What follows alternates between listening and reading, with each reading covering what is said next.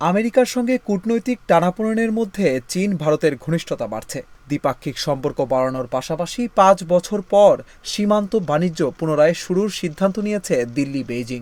এছাড়া ৭ বছর পর এ মাসের শেষে চীন সফরে যাচ্ছেন ভারতের প্রধানমন্ত্রী।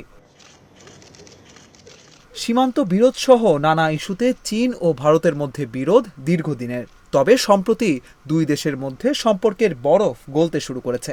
সোমবার ২ দিনের সফরে ভারতে যান চীনের পররাষ্ট্রমন্ত্রী ওয়াং ই। সফরে প্রধানমন্ত্রী নরেন্দ্র মোদীর সঙ্গে দেখা করেন তিনি।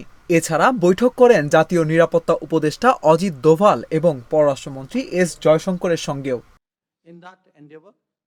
সফরের প্রথম দিনই ওয়াং ই মন্তব্য করেন, চীন ভারতের একে অপরকে প্রতিদ্বন্দ্বী নয় বরং অংশীদার হিসেবে বিবেচনা করা উচিত। তাছাড়া এই সফরে দ্বিপাক্ষিক সম্পর্ক বাড়ানোর পাশাপাশি দিল্লি বেইজিং সীমান্ত বাণিজ্য পুনরায় চালুর সিদ্ধান্ত হয়েছে। উত্তরাখণ্ডের লিপুলেখ পাস, হিমাচলের শিবকিলা এবং সিকিমের নাথুলা দিয়ে সীমান্ত বাণিজ্য শুরু হতে চলেছে।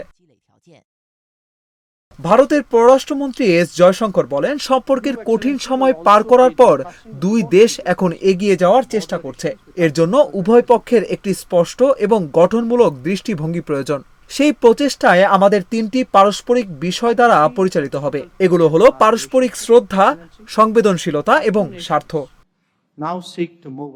করোনা মহামারী চলাকালে ২০২০ সালে চীনের সঙ্গে সীমান্ত বাণিজ্য বন্ধ করে দেয় ভারত। এর মধ্যে লাদাখে ভারত চীন সংঘর্ষের জেরে পরিস্থিতি আরও জটিল হয়ে ওঠে। এরপর থেকে দুই দেশের মধ্যে সীমান্ত বাণিজ্য বন্ধ ছিল। বিশেষজ্ঞরা বলছেন, শুল্ক ইস্যুতে আমেরিকার সঙ্গে কূটনৈতিক টানাপোড়েন চলায় চীনের সঙ্গে ঘনিষ্ঠতা বাড়াচ্ছে ভারত। সীমান্ত বাণিজ্য শুরুর পাশাপাশি সরকারের শীর্ষস্থানীয় কর্মকর্তারা একে অপরের দেশ সফর করছেন। সাংহাই সহযোগিতা সংস্থা SCOর শীর্ষ সম্মেলনে যোগ দিতে এ মাসের শেষে চীন সফর করবেন ভারতের প্রধানমন্ত্রী, যা ৭ বছরের মধ্যে প্রথম বেইজিং সফর হবে মোদির। এর আগে ভারতের পররাষ্ট্র ও প্রতিরক্ষা মন্ত্রী এবং জাতীয় নিরাপত্তা উপদেষ্টা চীন সফর করেন। রাশিয়া থেকে তেল কেনায় সম্প্রতি ভারতের ওপর ২ দফায় ৫০% শুল্ক আরোপ করেছে যুক্তরাষ্ট্র, যা কার্যকর হচ্ছে ২৭ আগস্ট। এখন পর্যন্ত শুল্কে ছাড় বা কমানোর কোনো ইঙ্গিত দেননি মার্কিন প্রেসিডেন্ট।